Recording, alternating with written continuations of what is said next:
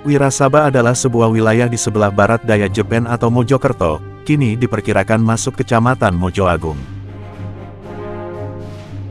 Wirasaba pada saat itu merupakan kota berbenteng yang dipimpin oleh seorang bupati bernama Pangeran Arya.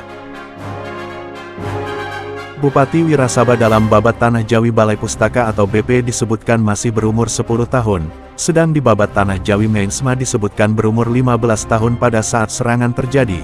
Juga disebut bahwa Bupati Wirasaba adalah seorang pemuda yang tampan.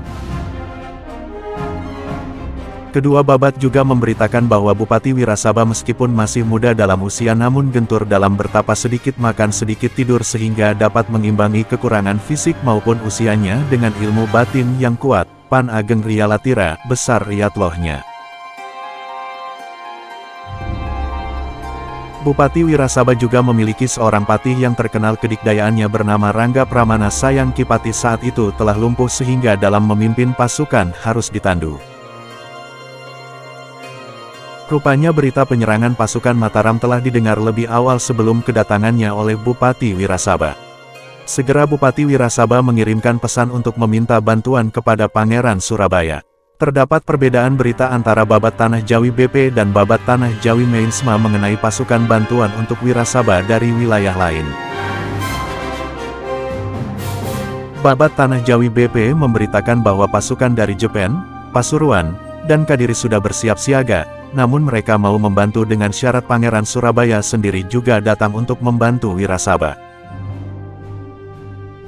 Pada saat bersama di Surabaya sedang bertamu Bupati Tuban beserta pasukan lengkap dengan persenjataannya.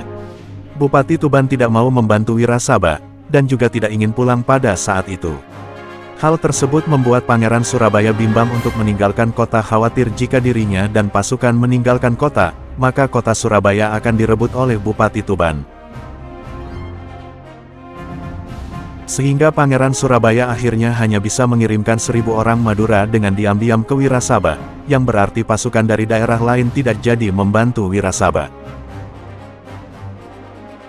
Sedangkan dalam Babat Tanah Jawi Meinsma disebutkan bahwa Bupati Sumeneb, Balega, Pakacangan, Gresik, Lamongan, Sidayu, Tuban, Jepen, Pasuruan, dan sekutu lainnya turut mengirimkan pasukan hingga pasukan Wirasaba juga sangat besar sampai berkemah di hutan-hutan dan jurang-jurang.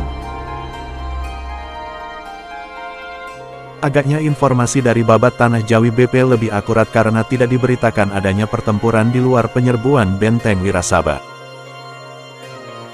Pasukan Mataram di Pasanggerahan tidak dalam kondisi yang baik, dengan pasukan sebesar itu di satu tempat yang mungkin tidak baik terkait kebersihannya. Segera banyak prajurit yang terserang wabah penyakit. De Graaf mengidentifikasi wabah ini sebagai wabah pes, sehingga banyak prajurit yang sakit sebelum bertempur.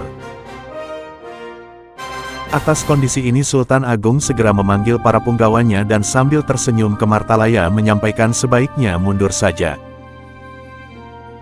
Tumenggung Martalaya segera menghadap menyampaikan bahwa belum ada satupun prajurit yang terluka dalam pertempuran, pasukan juga masih lengkap, sangat sayang jika akan mundur, dan tidak pantas dirinya sebagai abdi mendapat kehormatan menduduki lampir adalah tikar kehormatan pada saat menghadap raja, jika mundur dari palagan. Mendengar hal tersebut Pangeran Purbaya segera memerintahkan Martalaya untuk menyerang benteng-benteng Wirasaba. Pasukan Mataram segera menyerang namun dengan mudah dilumpuhkan karena benteng Wirasaba tebal dan tinggi. Prajurit Mataram yang mendekat ditembaki dengan senapan dan lentaka, meriam tangan, dilempar dengan lembing, tombak maupun anak panah, sehingga banyak yang mati.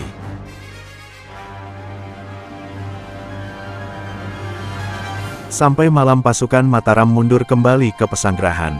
Sultan Agung yang menunggu di Pesanggerahan mendapatkan laporan bahwa pasukan Mataram tidak bisa menembus benteng Wirasaba dan banyak prajurit yang tewas. Tumenggung Martalaya sebagai panglima mencari akal untuk menemukan kelemahan benteng Wirasaba. Dirinya menyamar sebagai pencari rumput dan bisa mendekati pekatik dari Wirasaba.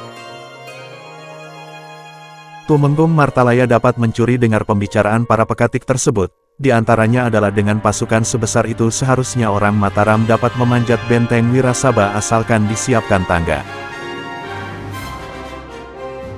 Selain itu juga bisa membuat terowongan di bawah benteng, atau menyiapkan pohon kelapa untuk menggedor benteng pastinya akan roboh. Atas informasi tersebut, Tumenggung Martalaya segera menyiapkan tangga, pohon kelapa dan peralatan untuk membuat terowongan. Paginya pasukan Mataram kembali menyerang. Penggunaan tangga adalah taktik pertama yang digunakan meskipun harus mengorbankan banyak nyawa. Pada akhir benteng Wirasaba dapat dipanjat, pasukan Mataram mengamuk di dalam benteng. Pati Rangga Pramana tewas terpenggal kepalanya, bersama dengan tewasnya semua pasukan Wirasaba yang berada dalam benteng tersebut.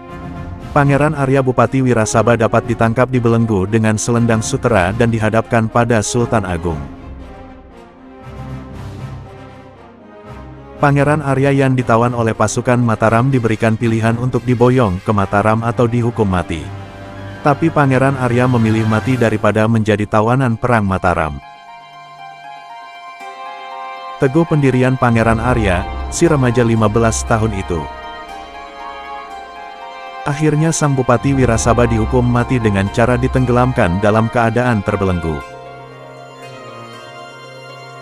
Biasanya hukuman mati dengan cara ditenggelamkan hanya diterapkan jika terpidana tidak bisa dibunuh dengan cara lain, karena tidak mempan senjata. Jatuhnya Wirasaba yang terjadi pada 1615 semakin membuka jalan Mataram untuk menaklukkan Surabaya dan Giri Kedaton.